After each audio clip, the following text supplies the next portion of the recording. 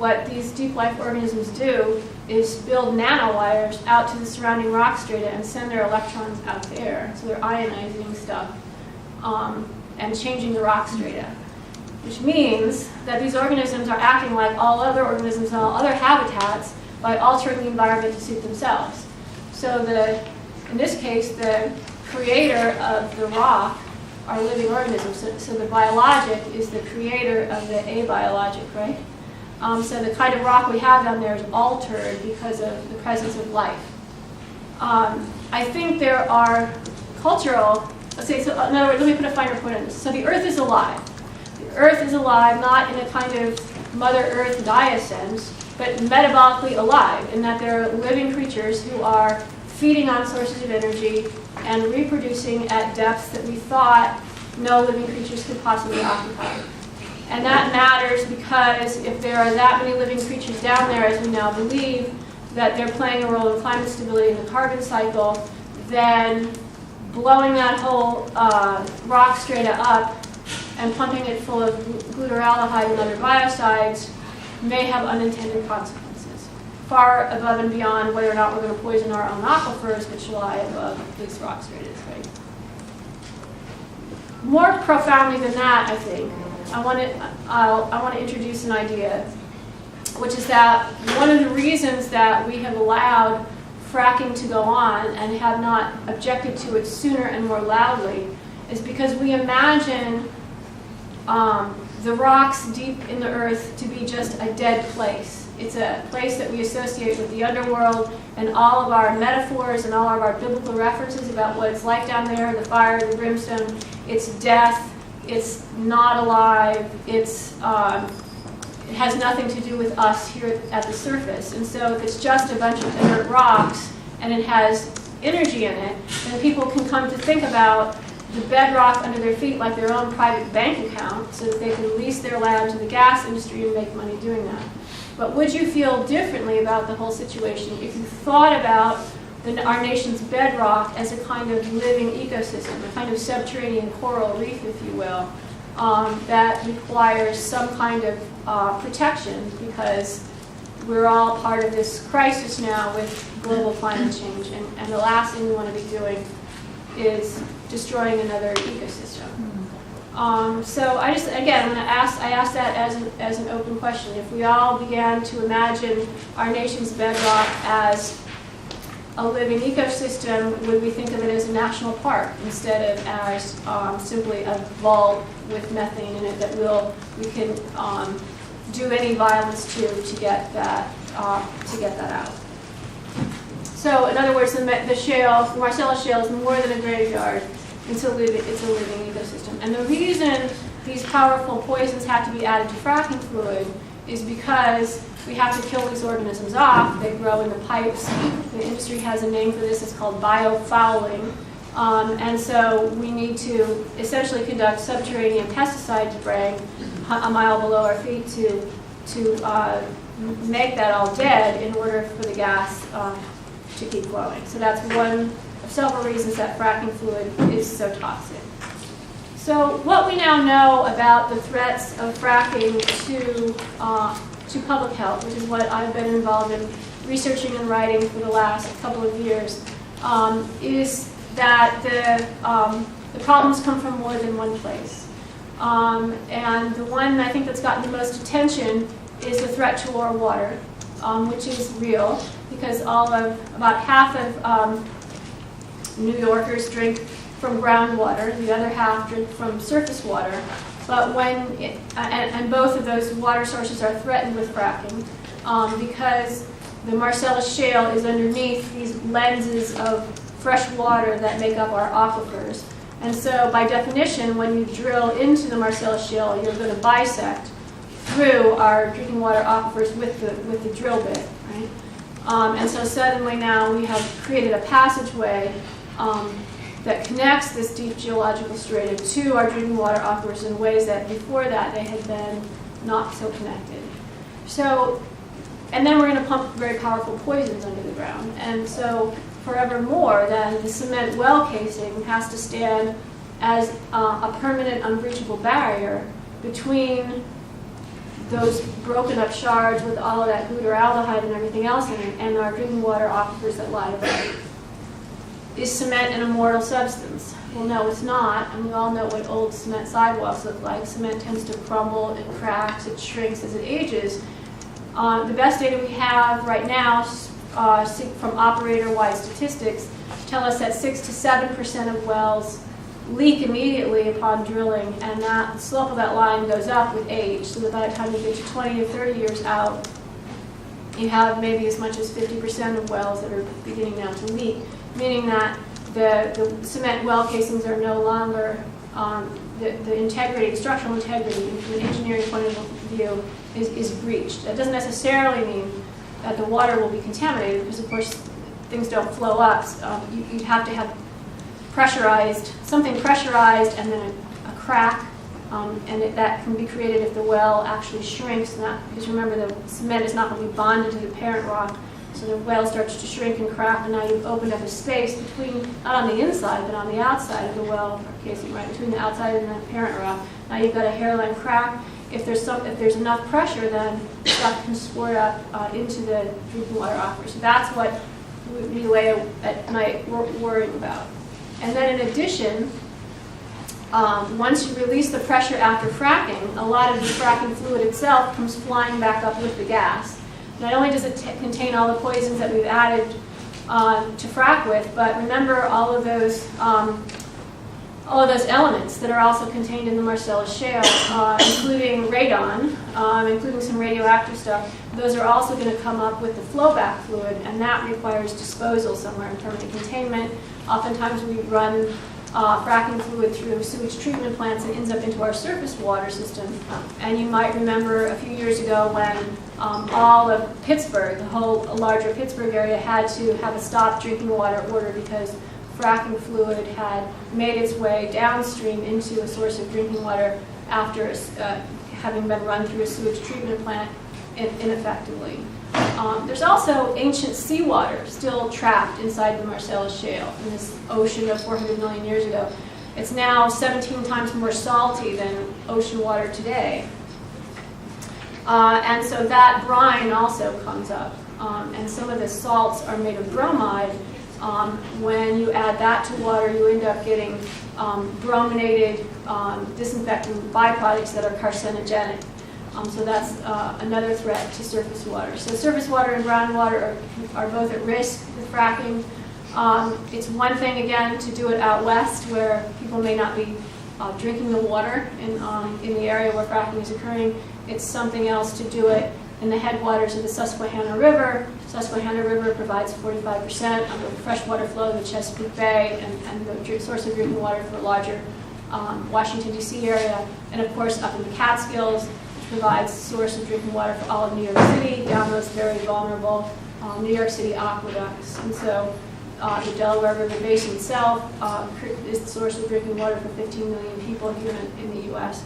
So that's why there's a big public conversation about water and fracking. We have so many people depending on so few rivers and aquifers, and then the shale with all this methane is also underneath them. So we have competing issues going on right in the same place. Air pollution is actually also a big issue. Remember we said that there's a lot more than just methane in the shale, that a lot of these creatures turned into other things, like benzene, like ethane, like toluene. So when you are drilling, and it takes 2 to 3 months to drill down a mile and then over a mile. Now you haven't cemented the well casing in, right? The gas isn't flowing into a pipeline yet, but during that time, the well is like a chimney in the earth that is venting all of these vapors that the drill bit is now liberating. And those can include benzene, so that we now have good data in Colorado showing that people who live 3/4 of a mile away from a wellhead during drilling operations, even prior to fracking, have in the air inside their bedrooms levels of benzene that we know are high enough to demonstrably raise your risk for especially leukemia down the road. So then again, the question is, you can see now how both sides of the tree of crisis are represented in fracking. On the one hand, fracking is going to bring out of the earth another fossil fuel that will contribute to climate change, but it's also releasing into our communities inherently toxic chemicals like benzene, which find their way into our body through inhalation, through drinking water, and so on. Okay, so I'm not going to give you an exhaustive description of, and go through each and every public health reg. I just want to give you a flavor of what the issues are and let you know, and I want to give poetry the last word here, but I want to do two more things. Talk to you about the Port Ambrose facility and how, and here in Long Island, and what role it's playing in this whole story. And then I'll tell you a little bit about one of the, by popular demand, since I've been here, people have asked me to talk about my decision to do some jail time last spring, so I'll tell you a little bit about that. So here in Long Island, you don't live on shale, so the kind of very interesting citizen uprising movement that goes on in the part of the world where I'm from, I don't necessarily see or hear about when I come to Long Island. On the other hand, we have blasted so much methane out of the ground at this point because of the fracking boom in places like Pennsylvania that we don't have a good place to store it. Remember, it's a vapor, so what are you going to do with it? We're blasting it out faster than we can actually burn it or turn it into plastic or pesticides. And so there's a need to figure out to solve the storage problem. And so one of the solutions is to liquefy it. And liquefied natural gas, or LNG, represents not compressed natural gas, which is something else, but rather supercooled natural gas. So natural gas has as its boiling point, it becomes, it condenses at minus 259 degrees Fahrenheit. That's very, very cold. And so you can use cryogenics to bring natural gas down to that point. And when you do that, you shrink the volume by a factor of 600. So that means you can carry a lot more natural gas in a much smaller space. It would be like the difference of a factor of 600 is the difference in a backyard swimming pool and your bathtub. So imagine if you could take all of the water in a backyard swimming pool and fit it into your bathtub without overflowing it.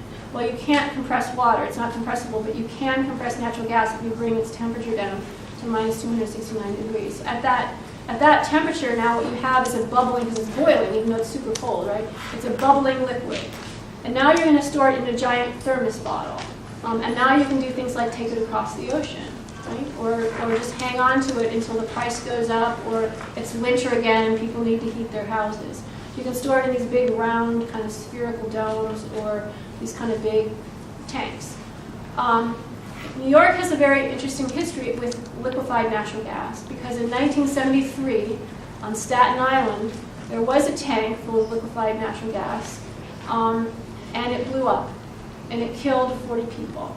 And it was so horrifying that the then mayor of New York, Ed Koch, and the fire chief, a guy named O'Hagan, made it their personal business to ban liquefied natural gas from the state of New York. And so we've had this 40-year moratorium on liquefied natural gas. And I'll just back up and give a really brief physics lesson. Remember, it's a very super cold liquid. It's not going to catch on fire. In fact, if you pump liquefied natural gas, you have to wear equipment to protect yourself from frostbite because it will flash freeze your flesh in a second. It's dangerous because if it's spilled, it's going to increase its volume by 600 times. And that massive phase change is explosion-like, even though it doesn't even have to combust. And it creates a kind of, just the energy released, it can create an explosion. And should it ignite, then you get what's called a pool fire, which is basically like the air being on fire. And it can drift in the wind as this kind of cloud of flames, and it burns hotter than any other fuel. And in fact, it burns at, I think, 1,500 degrees Celsius, which is what, like 2,700 degrees Fahrenheit, hotter than the core of the Earth. It can actually burn human flesh from a mile away and melt steel at 400 feet away. So you have this, and it's a vapor, right? So it's blow in the wind. It's a windy day. So that is like kind of the definition of volatile, I would say. So because of the inherent dangers of natural gas, we've enjoyed, we New Yorkers have no experience with it because we've been protected from it. So because we've been so successful at stopping fracking going forward in New York, we had this temporary moratorium, we hope to turn it into a ban. One of the things that the gas industry wants to do is open New York up to liquefied natural gas and be able to have big terminals of it where it can import it and export it, where it can connect pipelines that might come through New York, maybe from Pennsylvania, out to a port and load it up onto ships that could send it to Europe where the price is higher, or bring natural gas to Long Island and places in New York that are not served by pipelines by importing natural gas, maybe from the Caribbean. So thus this plan to construct what's called Port Ambrose, a terminal that would be not on the coast of Long Island, but 15 miles out, and then the pipelines would be built, we would trench the ocean floor and build pipelines. So whether or not you think this is a safety threat to you and all the bathers at Jones Beach, or not, one of the things that is true is that there's also a proposed plan to build a wind farm, an offshore wind farm at about the same place. And that would be displaced if we put Port Ambrose there. And so it's really a choice. Does New York, does Long Island want to invest in non-fossil fuel, an offshore wind farm, or does it want to build a port with all these underwater pipes for natural gas and all of the security and terrorist threats that would bring, that would require all this kind of special security and so on every time an LNG tanker ship arrived in New York Harbor. It's also that place on the seafloor is especially flat, 16 miles away from the coast of south of Long Island. That's a major migratory route for a lot of sea turtles, whales, dolphins, and other things. And so the question becomes, what will the effects be on wildlife? And so there have been now a major citizen uprising beginning to understand what it would mean in New York if we were to allow liquefied natural gas, which is one decision, and then the related decision, if we do allow it, will we build this Port Ambrose off the coast of Long Island? So this is a topic I hope to engage in your interest. And as a writer, what I have been doing, because we are now in a comment period with the Department of Environmental Conservation. So the decision has been made, the Department of Environmental Conservation would like to lift the moratorium that's been in place ever since the 1973 Staten Island disaster, replace it with regulations, regulated liquefied natural gas, and a 9-page list of regulations has now been released from Albany that we now have 30 days to comment on, and then it becomes law. So one of the things that we were so successful at doing, we meaning the anti-fracking movement, last year when the Department of Environmental Conservation released proposed regulations for fracking, was that they gave us 30 days to respond right over the 12 days of Christmas and the 8 days of Hanukkah last year. We were given, I think it was December 12th to January 11th to write comments. We buried them in comments. We sent 204,000 comments to Albany from New Yorkers, almost all of them objecting to fracking and these regulations in particular. And then we had Yoko Ono and Sean Lennon actually carry one of the we rented a U-Haul truck and carried all 204,000 the day of the deadline, delivered them in person with Yoko Ono carrying the first box in. Because according to New York law, the government's required to respond to our comments. They couldn't possibly get all their responses done before the regulation deadline passed, and so we used people's words, people's sentences, people's opinions to essentially halt the moving forward, the building out of fracking. It was kind of an amazing writing workshop. And so I started a project during that time called 30 Days of Fracking Regs over Christmas and Hanukkah last year. And it was done like an advent calendar where I would take one regulation, or many sort of a list of regulations. I would take one regulation. I had a whole bunch of attorneys helping me explain it in simple English, and then provide all the science that showed why this regulation was not protected, right? So one of the regulations was you have to have 500 feet between a well and a person's house. You can't build a well closer than 500 feet to somebody's house. So then I would explain what that meant. The setback distance is 500 feet. And then I would provide all the science showing that actually wells at 3/4 of a mile will put benzene in your house, enough to raise your risk for leukemia. I didn't write people's comments for them. I just laid like a trail of breadcrumbs of all the science. I tried to bring a lot of plain-spoken English. I would post one regulation with the attending science each day, so people would like open their door of their advent calendar and there'd be like a bad regulation with all of my science. And then I invited people to write a comment. And to my amazement, we had thousands of people doing this every day. My little project didn't generate all 204,000. I had a lot of different organizations also reaching out to their own constituents. But we had like holiday comment writing parties and New Year's comment writing parties that people would do. And then we gathered them all together and then we drove them as pieces of paper, not electronic submissions, but as pieces of paper, these boxes and boxes and boxes of comments. So I've now resurrected that project for the liquefied natural gas regulations, so that I have just finished now 30 days of infrastructure regs, including comments on Port Ambrose. And I'm pleased to say that there have been enough comments generated, and so many people went to Albany and testified in person 2 weeks ago, that the DEC has now extended the comment period and given us another 30 days. So I want to personally invite each one of you to take a look at that website, 30daysofFrackingRegs.com, 30 days spelled out, 30daysofFrackingRegs.com, and especially all of you faculty members, because it occurs to me, whether you're teaching English or science, that these would make a really interesting alternative assignment. There are 30 different possible regulations that you could write on, and each one of you could choose one in a class. You get 30 people in a class. You could each choose one to write a comment on and actually send it in to us, and we'll deliver it to Albany. But then it can also be kind of an alternative academic assignment in argumentative writing with bringing research to bear on an issue. And I don't tell you what to say. I mean, you can be all for it if you want. It just seems to me that after 40 people in Staten Island were killed, and now we're going to bring liquefied natural gas back, as many New Yorkers as possible should have something to say, sentences that they want delivered to Albany on their behalf. So that's the project. I've got thousands of comments that have already been submitted. I hope to double that amount before the new deadline of December 4th and have that be transformational once again.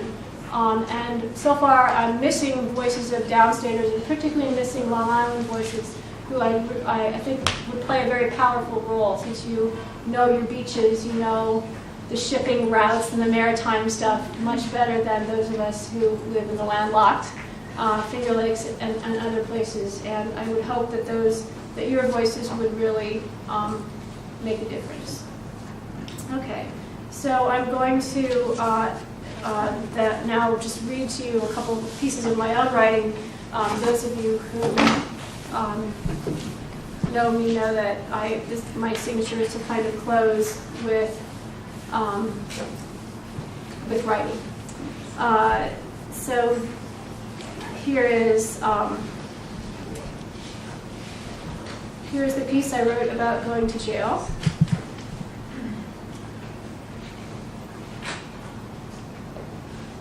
And I'll set this up by saying that I live in a place where, like Long Island, no fracking is actually going on, but there's an intent to store natural gas in this case, not in liquefied form, but in compressed form, in salt caverns underneath the lake that I live beside.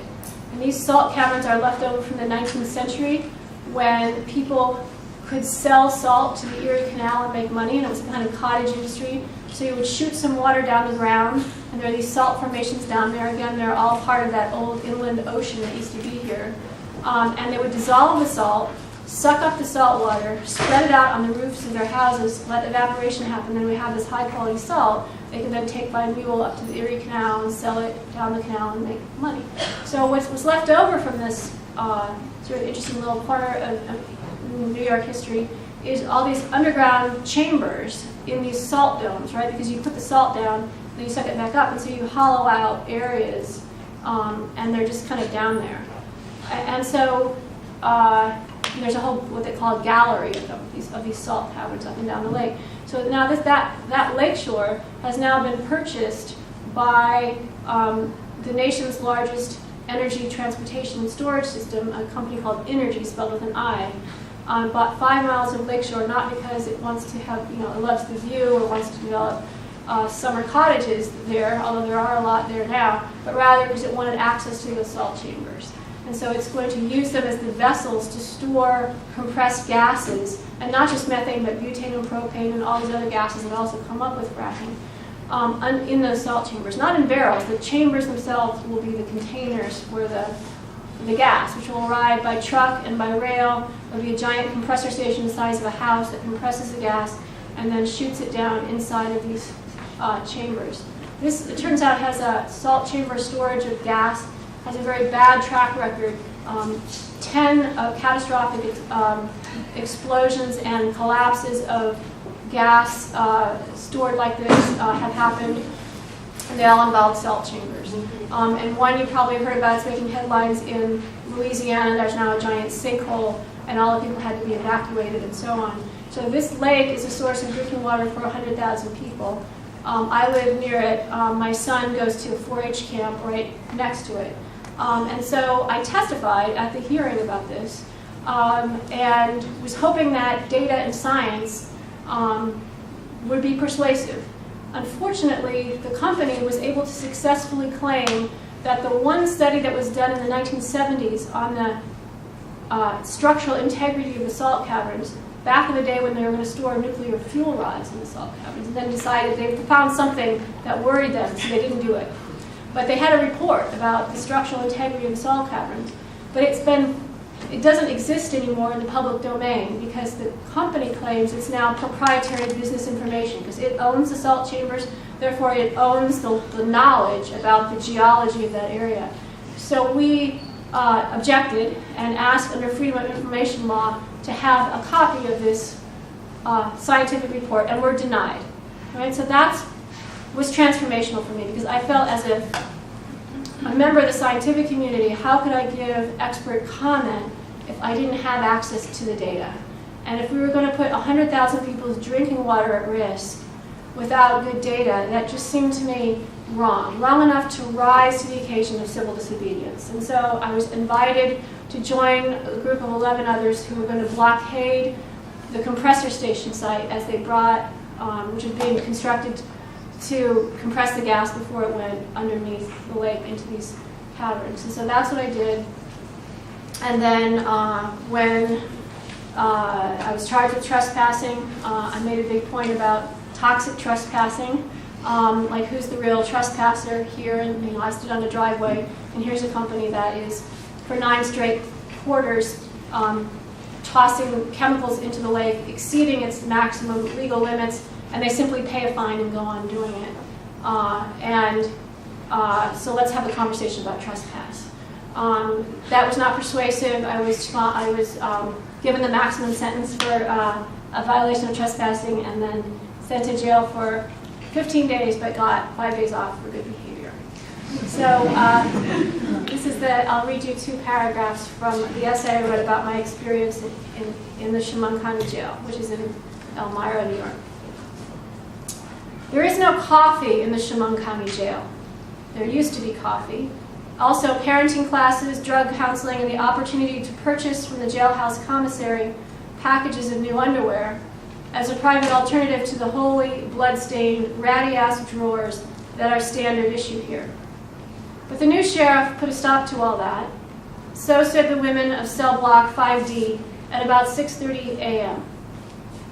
I myself had become a woman of cell block 5D at about 3:30 a.m., so the coffee situation caught my attention. The fact that I found it more alarming than the underwear situation says something about me that my mother would not find admirable. My fellow inmates looked in at me through the bars of my cell and continued their briefing. Until tested for tuberculosis, all incoming prisoners are classified as keep lock, which is to say they have to remain inside their cells. The TB test takes 48 hours to administer and read, but medical personnel are not available. Thus, new admits can end up in 24/7 keep lock for 15 days. And 15 days was the entire length of my sentence. Look, said an inmate named Nadine, we'll be bringing you meals and stuff. What do you need? I blinked through a coffee with stupor. Some paper, a pencil, the Bible. Thanks so much. And then one more paragraph on the center of this essay.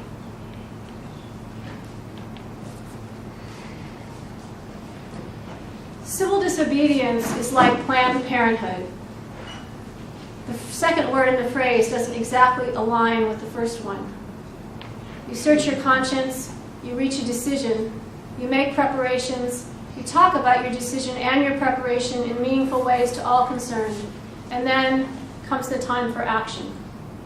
You leave the condom in the drawer. Or you refuse the deputy's third order to get off of the driveway, the one owned by the nation's largest natural gas storage and transport company, the one that the truck with the massive drill head strapped to its flatbed wants to drive on right now. Either way, where you end up bears little resemblance to the circumstances that kicked it off. To wit, you leave the condom in the drawer, and 12 years later, your presence is required at a pet band performance in a middle school gymnasium, which the property taxes on your mortgaged house have helped to pay for. The pet band concert, while charming, is the exact opposite of condomless sex. And while there's a clear causal connection between A and B, you can't exactly call it a plan. Similarly, you might have strong spiritual and biological feelings about drinking water and the possible folly of storing explosive hydrocarbon gases from fracking operations next to and beneath it. And because of previous decisions, i.e. condomless sex, you might now have a child who depends on that water and the air above it, and who spends summer nights at 4-H camp near the railroad tracks along which said explosive gases are to be transported. And even though you've testified and written letters and submitted expert comments, the company might go on violating environmental laws, polluting the lake, blithely paying fines, and planning expansions. And so, because you believe strongly in the sanctity of water and loons, and the beauty of the boy who plays percussion in the pet band, because he broke his jaw in a bicycle accident, he had to give up the trumpet. Here you are in cell block 5D, far removed from lakes and loons and pet bands. The new skill you have acquired for Earth Day is how to safely descend a set of stairs in ankle manacles and handcuffs. The letter from the pet band percussionist said, "Mom, I'm really popular now on account of you being arrested." Nadine and the others laughed. "You Gangsta Mama now." I don't want to be Gangster Mama. I just want to be a scientist who can bring data and make a difference, but sometimes it doesn't. And by going to jail, I had a chance then to be on national television, including the Bill Moyer Show, and make my scientific case. And that, I felt, actually did more good than a lot of what I had been doing before my arrest. So in that sense, I think it was a useful decision. And frankly, the 10 days I spent in jail were kind of the most relaxing days I've had in the last 2 years, because I had nothing to do. I couldn't multitask, I couldn't even unitask, because there was nothing for me to do except I had my one stubby pencil and some paper that I could write on. And I did manage to kind of smuggle letters out from jail, which could be posted on my website and Facebook page and go around the world. And it actually was a kind of happy and meaningful experience. If you've ever been a hospital patient, you can be an inmate. It's the same, right? The lights are on all night, it's loud, the food is bad, and being in a 6x7 foot jail cell, you actually have more freedom than if you're hooked up to an IV drip. So I didn't find it to be that extreme. Okay, so I'll let poetry have the last word here. I am working on a prose book on fracking.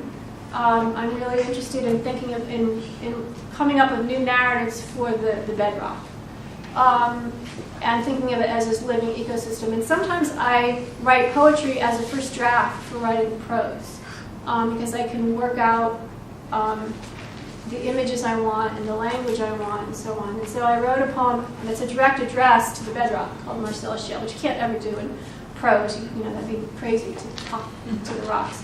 But you can do that. You can do things in poetry. And so this is called Marcellus. I wrote it actually in hip-hop rhythm. But it has some Shakespearean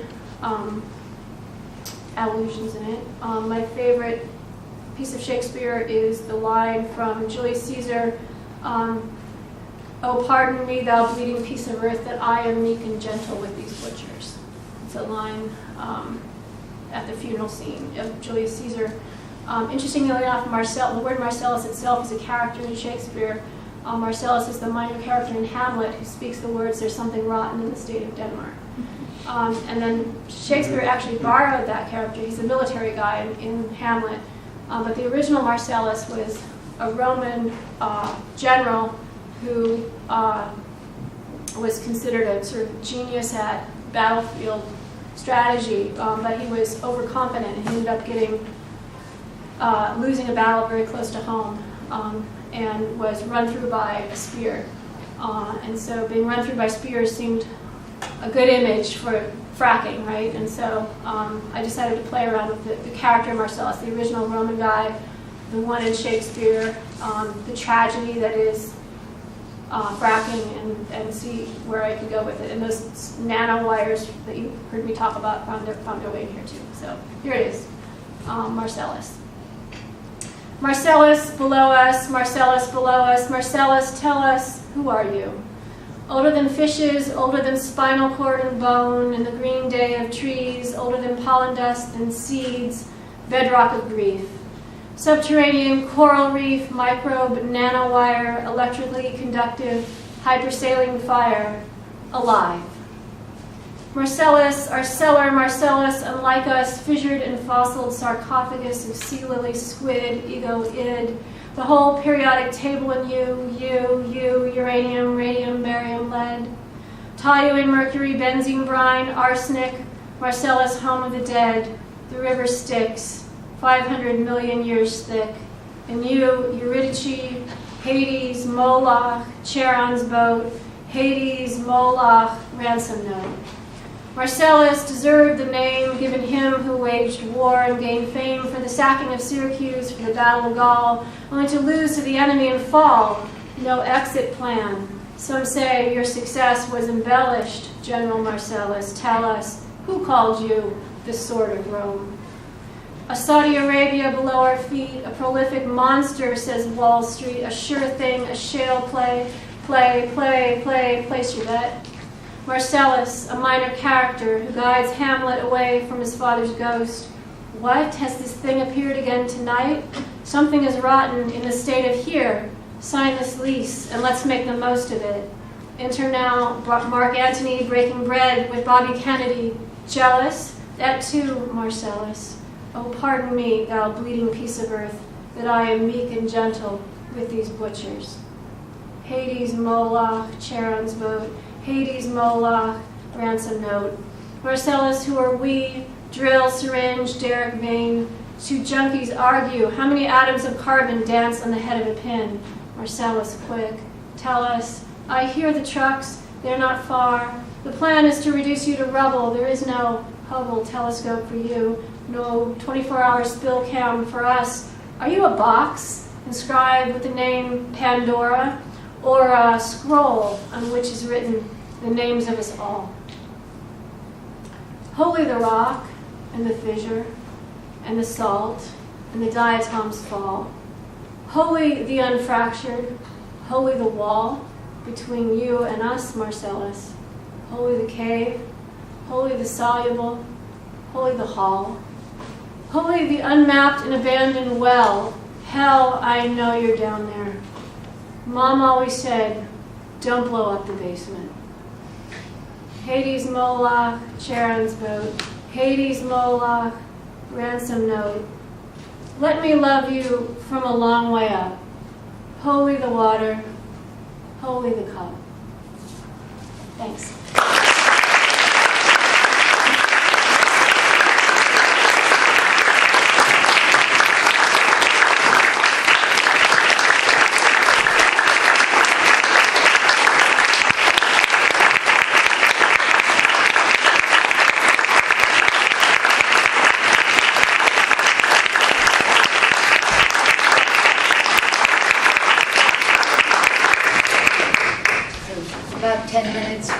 questions and answer, and then we have a reception across the way and signing of books. So please, somebody begin. Yes, okay. I'll take the hands as I see them. I've come across many people who know absolutely nothing about the environmental impact on humans, and a lot of people think that the environmental movement and green energy and all of sustainability essentially is a bunch of hogwash.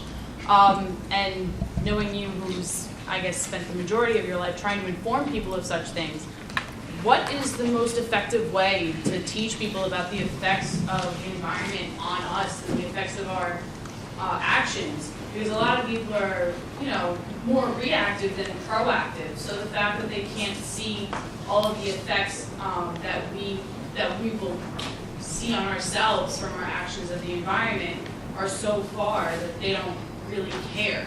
So I'm just wondering, because my attempts have been futile, that I can't really get across to the people that don't care. And I was just wondering if you had any suggestions. Well, I think you always have to reach people where they're at, right? And find the thing that means a lot to them. And so for different audiences, that means different things. So I grew up in a very fundamentalist Christian Republican household. And so I feel like I have an understanding of what kind of matters to people like that. And so property rights is a big issue. And so a lot of my audiences in especially rural areas where they don't want zoning, they don't want anyone telling them what to do with their land, I talk about property rights more than the impact of air pollution. So if you look up trespass in Wikipedia, there's lots of kinds of legal trespass. But one kind, in terms of trespass on property, explains very clearly that subterranean trespass, in other words, people can't tunnel under your house without your permission, applies to every industry except hydraulic fracturing. So it has a specific exemption from subterranean trespass. So in other words, if you are in a house and there's gas under there, they can go down and come and get it and blow up your bedrock. And so that's often of interest to people for whom their issue is, property rights. When I talk to church groups, I often talk about chemicals that are released from flare stacks. Whenever you put natural gas into a pipeline, you have to control the pressure very carefully. And so they have these big Bunsen burners that they build that are about 60 feet high. You've probably seen pictures of these, right? They light up the night sky, and they're like the sound of jet engines. And so they're burning natural gas, flaring it off to kind of control the pressure. And so that creates, among other chemicals, toluene, which is actually a reproductive toxin linked to miscarriage and early pregnancy loss. And so I talk to right to life, in communities where right to life feelings are very high. I talk about the reproductive toxins that could interfere with fetal development and actually extinguish human pregnancy. And I cite data from Pennsylvania. We have some new data coming along that shows that pregnant women who live near drilling and fracking operations actually have smaller birth weights and other problems, lower APGAR scores, which is the measure of infant responsiveness. And so we're sabotaging pregnancy itself. And so and I've talked about that to plan that same set of data to Planned Parenthood in my conversation there, but I can serve it up another way and talk about it as an issue of reproductive rights, right? So either way, and I'm not, my feet are firmly planted in a pro-choice perspective, and I'm actually a person who's had an abortion myself. But I come from a family where the feelings are very strong. And in fact, some members of my own family have worked in abortion clinics, like trying to stop abortion, like preventing women from going in. And so across that huge divide, we can have a conversation about pregnancy, right? And then to church groups, they have their own concerns. So we have in New Yorkers Against Fracking, this coalition that I founded, we now have 500 different faith leaders who talk about our moral responsibility for caring for creation and so on. And also the sanctity of water. I mean, water plays a big role in both Jewish life and Christian life, sort of as a sacramental medium. And so to church groups, I might talk about that. I gave a talk in Elmira to, not far from where I was incarcerated, actually, in the Park Church, which is Mark Twain's church, which played a really big role during abolitionism and ferrying runaway slaves to the north. So I talked about the fracking abolitionism, so I put it in the language of that they are very proud of already. So if you kind of build on what people's concerns are already, I think then you can kind of meet them. And oftentimes asking questions, I think people are worried that environmentalists are going to be preachy. That's the big word, right? And so if you can try for a narration that's the opposite of preachy, I think that, and asking questions is often a good one. So sometimes I ask people, well, are you concerned about pregnancy? And they'll say, well, no. And then and sometimes I'll say, well, if you were concerned, what would you be concerned about? You know, and so and then you can kind of like hook them as you go, right? Yes, here. Thank you.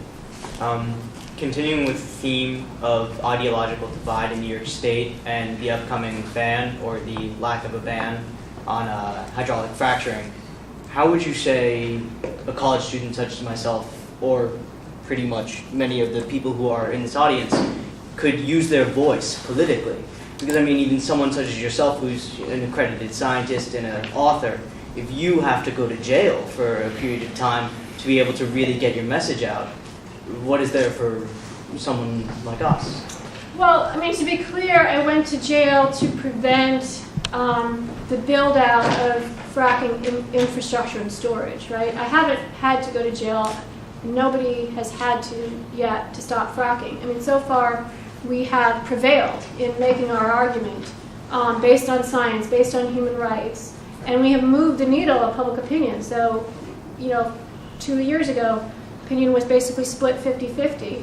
And then gradually now, with every poll that's taken, more people are anti-fracking than pro. That makes it very difficult for political leaders, even those who are being lobbied by the world's most powerful industry, to move forward with this, because our governor, who has political ambitions and a year from now will have to be re-elected governor, needs to have his electorate with him. So I feel that, I wanted to tell you about my jail experience because a lot of people asked me if I would, but in fact, all the years I've spent in church basements on Friday night explaining fracking to people, and before the Chamber of Commerce, before in junior high school auditoriums, just talking to people and doing science education with people about it, were also effective. And I think student groups have always played a time-honored role in human rights movements. It was really students who were at the forefront of abolition and had college campuses educating blacks and whites together before anyone else.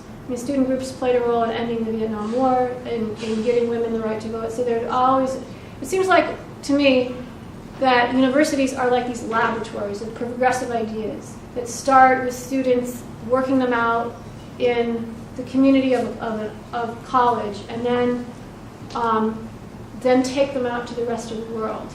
And so that's what we see happening